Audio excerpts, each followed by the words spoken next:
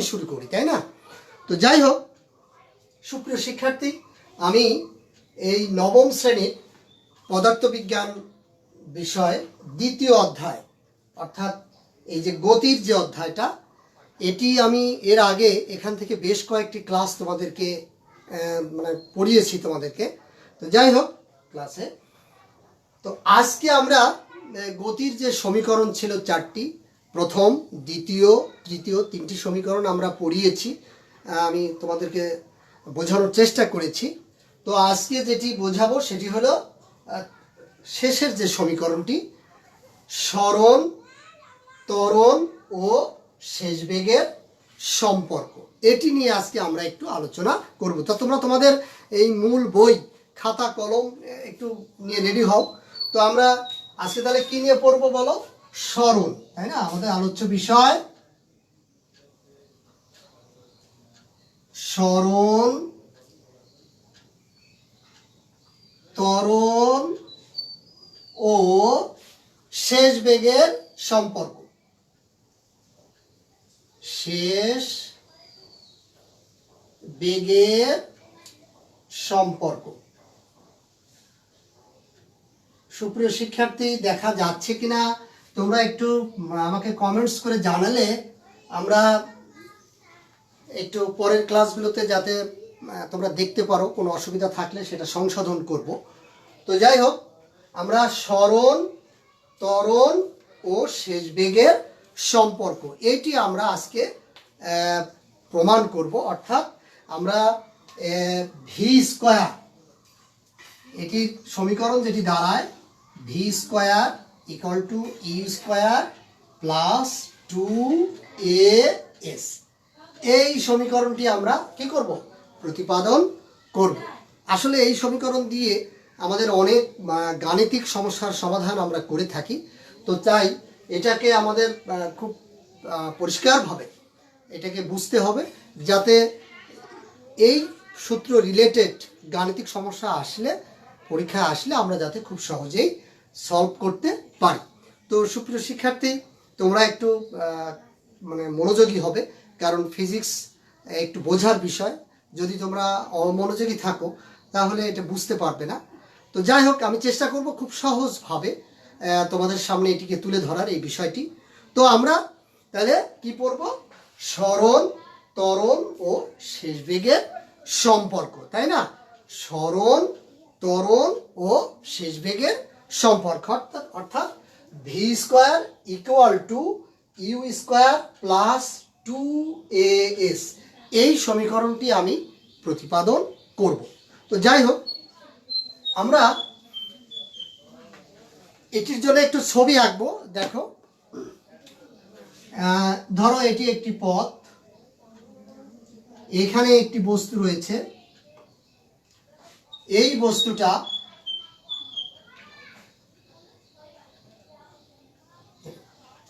বস্তুটা ধরো এখানে ইউ আদিবেগ নিয়ে আছে। কি আদিবেগ নিয়ে আছে? ইউ আদিবেগ নিয়ে। আর এখান থেকে এদিকে চলছে সুষম ত্বরণ এ, টি সময়, হ্যাঁ, টি সময় চলে, টি সময় ধরে চলে এস দূরত্ব অতিক্রম করলো। আমরা এটাকে এইভাবে একটু লিখে দেখাই। দেখো তোমরা, এস দূরত্ব অতিক্রম করে শেষ বেগ ভি প্রাপ্ত হলো। শেষ বেগ কি হলো বলো? ভি প্রাপ্ত হলো, তাই না? এই যে, তো আমরা এই ছবিটা একটু তুলে নেব, তোমরা আমাদের সাথে একটু তুলে নাও। আমি এর সাথে একটু ভাষা লিখে দেবো, এই তোমরা ভাষাটা একটু লিখে নেবে। তো ভাষাটা কি হবে? যে মনে করি, আমরা লিখি তারপরে বোঝার চেষ্টা করি। মনে করি কোনো বস্তু ইউ আদিবেগ নিয়ে, ইউ আদিবেগে শুরু করে, বা ইউ আদিবেগ নিয়ে, হ্যাঁ, ইউ আদিবেগ নিয়ে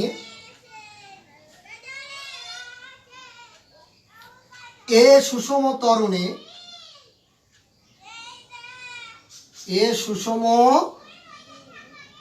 ত্বরণে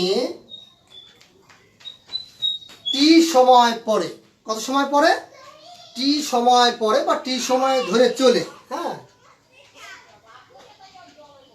টি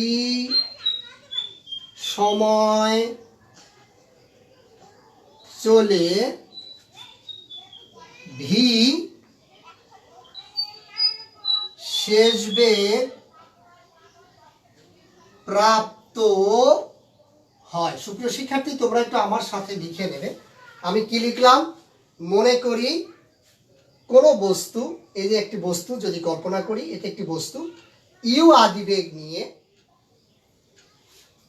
এ সুষম ত্বরণে টি সময় ধরে চলে বা টি সময় চলে ভি শেষ বেগ প্রাপ্ত হয়। এটি তোমরা একটু তুলে নাও, হ্যাঁ, ভি শেষ বেগ প্রাপ্ত হয়। তো এই জায়গায় একটি বিষয় আছে যে টি সময় চলে যদি ভি শেষ বেগ প্রাপ্ত হয়, তাহলে বস্তুটি এখান থেকে এই জায়গায় যায়, তার মানে বস্তুটি সরণ ঘটে, দূরত্ব অতিক্রম করেছে। তাহলে আমরা একটু লিখি যে এই সময়ে বস্তুটি এস দূরত্ব অতিক্রম করে। আমরা একটু লিখে নিই, এ সময়ে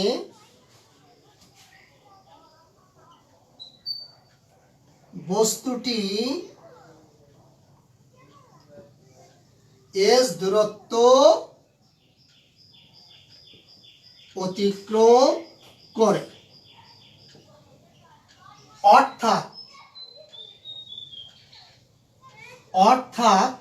বস্তুর সরণ ঘটে এস, এই এস দূরত্ব অতিক্রম করা মানে বস্তুর সরণ ঘটে এস। তাহলে কি হয়? বস্তুর সরণ হয় এস, অর্থাৎ এস সরণ হয় বা সরণ হয় এস। ব্যাস, এভাবে আমরা এই পর্যন্ত লিখে নিই। ইউ আদিবেগ নিয়ে চলে এ সুষম ত্বরণে, ইউ আদিবেগে এ সুষম ত্বরণে টি সময় চলে ভি শেষ বেগ প্রাপ্ত হয়। এ সময়ে বস্তুটি এস দূরত্ব অতিক্রম করে, এই যে এখান থেকে এই দূরত্বটা, অর্থাৎ সরণ ঘটে এস, বস্তুর সরণ ঘটে হলো এস। এটি আমরা ভাষাটা একটু লিখে নিলাম এখানে, তোমরা একটু তুলে নাও। তুলে নিলে পরে তোমরা এটাকে স্টাডি করতে পারবে, বোঝার সুবিধার্থে তোমরা একটু লিখে নাও সুন্দর করে। তো আশা করি তোমাদের লেখা হয়েছে সুপ্রিয় শিক্ষার্থী। এবারে তাহলে ভাষা আমরা লিখলাম, ছবিটা আমাদের থাক।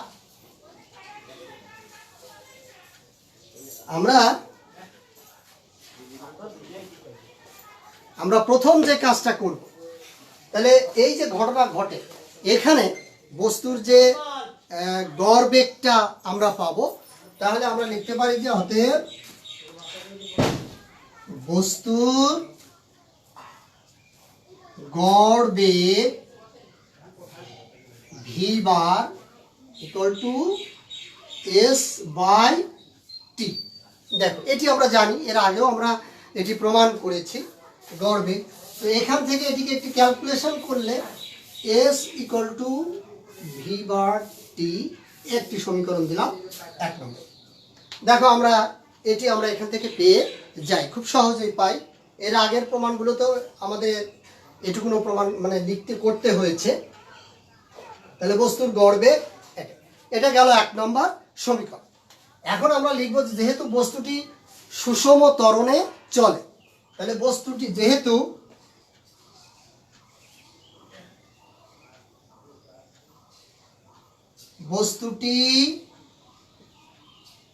সুষম ত্বরণে চলে, আমি কিন্তু আগেই চিত্রে বলে দিয়েছি, তাই না, ভাষাতেও আমরা লিখেছি। তাহলে আমরা গড় বেগ লিখতে পারি, অতএব বস্তুর গড় বেগ কত হবে? গড় বেগ হবে হলো কত হবে বলো? এই যে আদি বেগ এবং শেষ বেগের গাণিতিক গড়ের সমান, তাই না? তাহলে আদি বেগ এবং শেষ বেগের কি হবে? গাণিতিক গড়ের সমান। তাহলে ইউ প্লাস ভি বাই হলো 2। দেখো, এটির আমি দিলাম 2 নম্বর সমীকরণ। তোমরা এ পর্যন্ত একটু তুলে নাও। আমরা যেটা মানে যতটুকু লিখলাম তোমরা একটু খাতায় তুলে নাও। এই যে দুটো সমীকরণ আমরা পেলাম, তাই না? যেহেতু বস্তুটি সুষম ত্বরণে চলে, তাহলে বস্তুর গড় বেগ ভি বার ইকুয়াল টু আদি বেগ প্লাস শেষ বেগ ভাগ হলো 2, অর্থাৎ আদি বেগ এবং শেষ বেগের গাণিতিক গড়ের সমান। এটা আমরা এখান থেকে আমরা লিখতে পারি। তো আশা করি তোমাদের তোলা হয়েছে।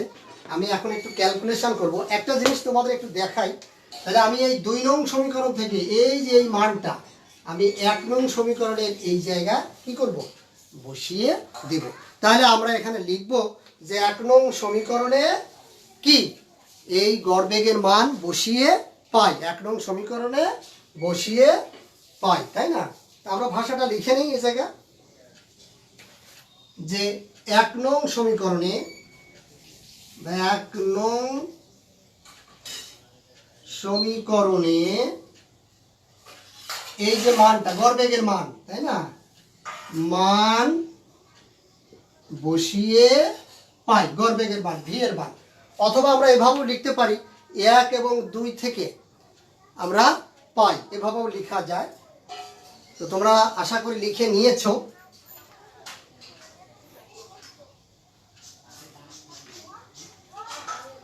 আচ্ছা দেখ, তাহলে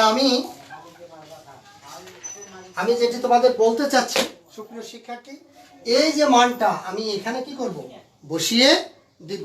অর্থাৎ আমরা 1 নং ছিল, 1 নংটা আমাদের একটু উপরে লিখছি আমি। 1 নং ছিল s equal to v bar t. তো এখানে যদি এই মানটা আমি বসাই, তাহলে u plus v by 2 into হলো তার সাথে ছিল কত বলো, টি। এটিকে আমি দিলাম 3 নং সমীকরণ। দেখো মান বসানো আমাদের হয়ে গেল, তাই না? এখান থেকে আমরা কিন্তু মান বসিয়েছি। এখন আমরা একটা ত্বরণের সংজ্ঞা থেকে আমরা জানি যে সময়ের সাথে অসম বেগের পরিবর্তনের হারকে ত্বরণ বলে। তাহলে আমরা জানি কি জানি, আমরা জানি সময়ের সাথে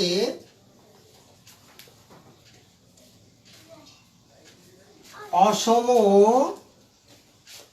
বেগের পরিবর্তনকে কি বলে, ত্বরণ বলে।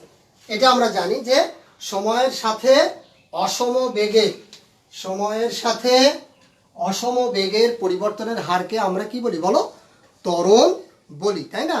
সময়ের সাথে অসম বেগের পরিবর্তনের হারকে ত্বরণ বলি। তাহলে আমরা এখান থেকে লিখতে পারি যে ত্বরণ সমান কি লিখতে পারি, তোমরা একটু তুলে নেবে, আশা করি তুলে নিয়েছো। তাহলে আমরা ত্বরণ এ সমান আমরা জানি বেগের পরিবর্তন হার, তাই না? এইরকম দেখো, ত্বরণ এ সমান V minus you by T. এটি আমরা এর আগে দেখেছি, প্রমাণ করেছি। তো এখান থেকে আমরা যদি একটু ক্যালকুলেশন করি, আমার উদ্দেশ্য টি এর মান বের করা, ভি মাইনাস ইউ বাই এ। দেখো এরকম লেখা যায়, আমরা এটাকে ভি মাইনাস ইউ বাই এ, এই যে টি এর মানটা, এই যে মানটা পেলাম, টি এর মান সময়, তাই না? এই মানটা, এই টি এর মান কিন্তু এখান থেকে আমরা পেয়ে গেছি ত্বরণের সংজ্ঞা থেকে। তো এই টি এর মানটা আমরা কয় নং সমীকরণে বসাবো, 3 নংয়ে বসিয়ে পাই। তাহলে আমরা ভাষা লিখি যে টি এর মান 3 সমীকরণে বসিয়ে পাই। তোমরা লিখে নাও, 3 নং সমীকরণে বসিয়ে পাই। এই যে টি এর মানটা, এই যে এই মানটা সুপ্রিয় শিক্ষার্থী, আশা করি তোমাদের তোলা হয়েছে। তো 3 নং সমীকরণটা কি ছিল আমাদের, 3 নং সমীকরণ আমরা বের করেছিলাম আগেই, তোমাদের খাতায় দেখো আছে যে s equal to plus v by two into t, এরকম ছিল তাই না? তাহলে এই যে টি এর মান, এই টি এর মানটা এখানে আমি বসাবো u plus v by two, আর টি এর মান আমরা কি বের করলাম দেখো তোমাদের খাতায় দেওয়া আছে যে আমরা টি এর মান বের করেছি ভি মাইনাস ইউ বাই এ। দেখো এরকম একটি মান আমরা বের করেছি। তাহলে আমরা টি এর মানটা এখানে বসিয়ে দিলাম। আচ্ছা, টি এর মান বসানোর পরে এটাকে যদি আমি ক্যালকুলেশন করি এটার সাথে এটা, তুমি এটাকে একটু ইচ্ছা করলে সাজিয়ে লিখতে পারো ক্যালকুলেশনের সুবিধার্থে, v plus u by two, না সাজালেও হতো বাই এ। দেখো উপরেরটা যদি গুণ করি তাহলে এটা আসবে না v square minus u square, আর এইটা আর এটা যদি গুণ করি টু এ। সুপ্রিয় শিক্ষার্থী তোমরা একটু দেখে নাও, আমি এটা একটু মুছে দিচ্ছি। তাহলে দেখো, তাহলে আমরা পেলাম কি বলো, অতএব আমরা লিখতে পারি এস ইকুয়াল টু এই যে এই মানটা, তাই না? তাহলে v square minus u square by two a. এবার এটাকে যদি ক্যালকুলেশন করি v square minus u square, এইটার এটা গুণ করলে টু এ এস। এবারে এই ভি স্কোয়ার ইকুয়াল টু ইউটাকে যদি আমি পক্ষান্তর করে ওই পাশে নিয়ে যাই তাহলে দেখো u square plus two a s. সুপ্রিয় শিক্ষার্থী দেখো এটি আমাদের প্রমাণের বিষয় ছিল, অর্থাৎ সরণ, ত্বরণ এবং শেষ বেগের সম্পর্ক, অর্থাৎ v square equal to u square plus two a s. এটি আমাদের প্রমাণের বিষয়, মূল প্রমাণের বিষয় কিন্তু এটি, এবং সেটিতে আমরা অলরেডি চলে আসছি, তাই না? তো যাই হোক, তোমরা একটু তুলে নাও। তো আশা করি তোমাদের তোলা হয়েছে সুপ্রিয় শিক্ষার্থী। এবারে আমি একটা বিশেষ ক্ষেত্র আর সামান্য একটু দেখো, আমরা এই যে সমীকরণটা প্রতিপাদন করলাম এটা বিশেষ ক্ষেত্র কখন, অর্থাৎ এই যে ইউ এর মানটা, অর্থাৎ কোনো বস্তুর বেগ শুরুতে যদি মানে কোনো বস্তু যদি স্থির থাকে, অর্থাৎ স্থির অবস্থান থেকে যদি চলতে শুরু করে সেই ক্ষেত্রে তার আদিবেগ কত হবে, জিরো হবে, তাই না? তাহলে বিশেষ ক্ষেত্রে আমরা লিখতে পারি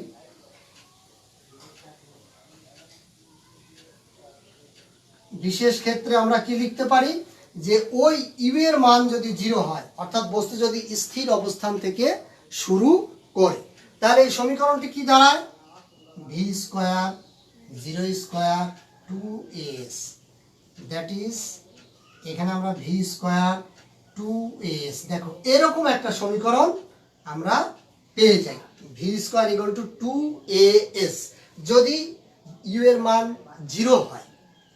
তো এটিও একটি সমীকরণ, এখন দেখো এই যে এটা আমি আরেকটু বলবো, এ তো সুষম ত্বরণ, এটি এখানে কিন্তু ধ্রুব, তাই এটি যদি ধ্রুব হয় এটা এর সাথে আছে টু, এটিও ধ্রুব, তাহলে আমরা এখান থেকে লিখতে পারি, তোমরা একটু দেখো, V square is proportional S, এরকম ক্যালকুলেশন করে আমরা লিখতে পারি এই দুটোকে তুলে দিয়ে, তাই না? তো এখানে আমরা যেটি পেলাম তোমাদের বোঝার স্বার্থে আমি একটু উপরে লিখছি,